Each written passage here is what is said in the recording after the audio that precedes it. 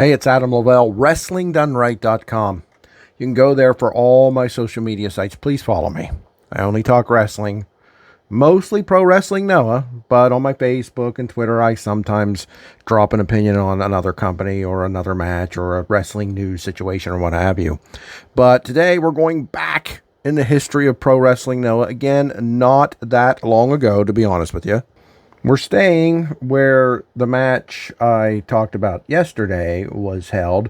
I'm talking about Grand Ship 2024 in Yokohama on June 16th, 2024. But we're looking at a different match. Of course, we already looked at the main event, Kaito Kiyomiya outlasting Gabe Kidd in a brutal fight. But here, we're going to take a look at a women's match. And now, they're rare in pro wrestling now, and I'm okay with that. I'm not a hater, but I'm okay with that. Because when something's rare, it can be more interesting. And here we had the granddaughter of one of my all-time favorite wrestlers in the world, the Great Muta. Now, I love Keiji Muto.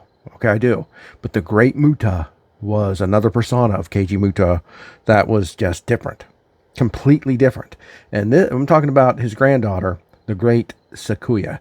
Now, she has an alter ego as well. I don't even know who it is. I don't even care. No offense to her.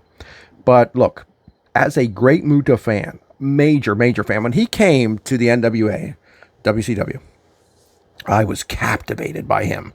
I was a teenager. I don't remember exactly how old, but I was in high school, and I absolutely loved him. I told all my friends who watched WWF back then, of course, that they had to watch the NWA. Oh, Adam, you're always saying that. No, you've got to see this Great Muta guy. I remember telling my cousin, who was a black belt. In high school, he was a black belt. Excellent karate guy. About the Great Muta, and I had to see him, and how he had this mist that he spit in his face paint, and he was just so cool and so different. I was infatuated with him and have been a huge fan ever since of the Great Muta and later Keiji Muto. The Great Sakuya is his granddaughter in the wrestling world. She's going to take on Takumi Iroha, who I am very familiar with. I've seen her in Stardom numerous times. I'd rank her in the top 10 women in the world. Iroha, I really would. And I've seen Sakuya in a 6-person tag, or was it 8-person, real recently, one of Noah's most recent shows. And I was intrigued, but she didn't work that much in the match. There were too many people in it. So I knew I had to go find a singles match of her, and I'm glad it's on this show, because I'm actually going to cover a couple of these matches on this show going forward. This is my next one. Like I said, Great Sakuya versus Takumi Iroha. And let me tell you what, Great Sakuya has it. Look, she's facing Iroha, one of the best in the world. And but Sakuya has mannerisms. They're not exactly like Great Muta's. Very similar. Almost looks a little bit like breakdancing moves. She does this arm wave that I can actually do from back in my days of breakdancing. That's right. The wrestling snob used to breakdance in the 80s. Thank God nobody filmed any of it, because there wasn't cell phones back then.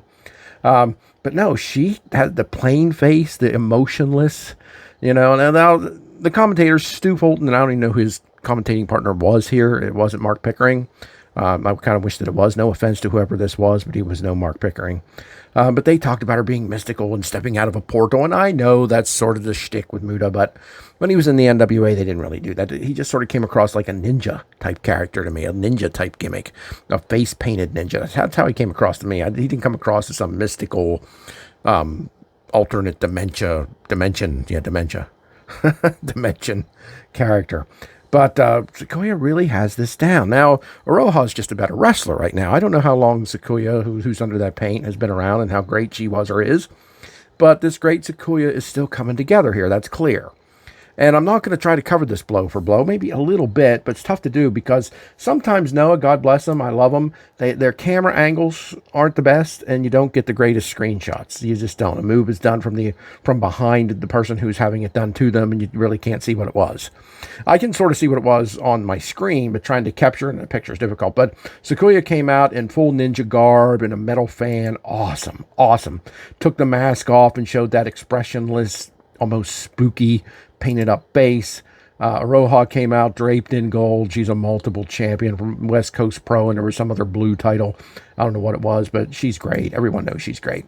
But Sakuya's just backed in the corner, looking relaxed, looking like she doesn't really care. just works great here.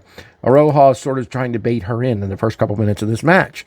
And Sakuya will come in and then retreat, come in and then retreat, come in and hit a move and back up, or be hit with a move and back up. They take turns stomping on each other's hands here.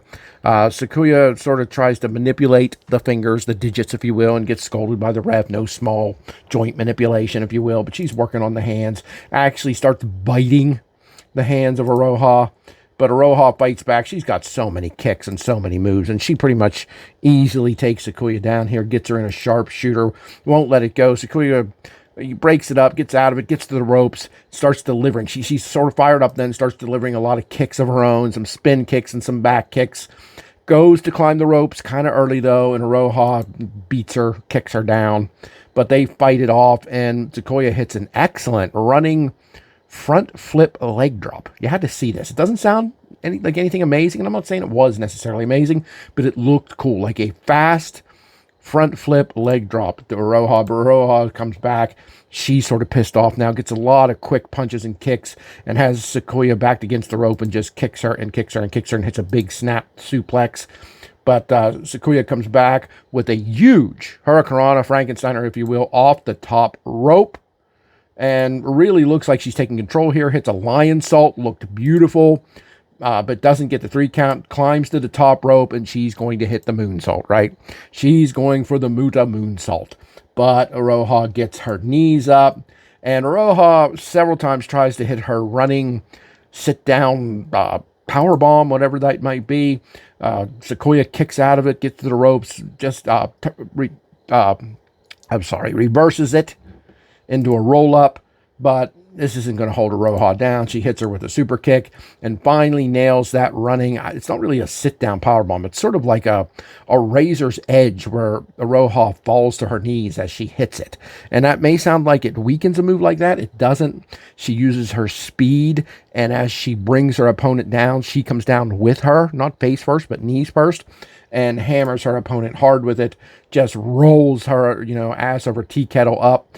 She does to the granddaughter of Muta, and pins her 1, 2, 3 in a match, which wasn't super long, but it was by no means a squash. It showed me enough that this young lady here playing the granddaughter Sakuya of the great Muta has it. I think the more she works this gimmick and the more she gets together, she's going to be special. Iroha offers her hand after the match. Sakuya seems reluctant, but then does shake it. And there's a little bit comical moment afterwards where Iroha's looking at her hand because she has the green mist poison on her hand, looking like, oh, geez, great. I avoided. I did miss that. Sakuya did spit the green mist at her, but Iroha saw it coming and ducked under it, and that really helped her get the victory as well. But I don't think my coverage here has been great. I apologize. This match was very different. Not bad. I enjoyed this match. It was different. If you wanted me to rate it, I guess I'd give it a 7 out of 10. I don't like rating matches too much. I just don't. Because it's so, in Noah, they're all good. Almost all the time. There's some exceptions. Like Marufuji's match with the Golden Lover boy. What's his name? Anyhow, this was solid. It was enjoyable, and it shows me Sakuya has great potential, in my opinion. She really does. I think she is going to be the real deal. I think the great Sakuya is going to be a great honor to the great Muta as she moves along, and I can't wait to see her in matches where she wins and matches where she shines a little bit more than she did here. She did get some shine in and look nice, but I can't wait to see this character, this gimmick, evolve, if you will. But good win from Iroha. She's excellent and has been for many, many years now.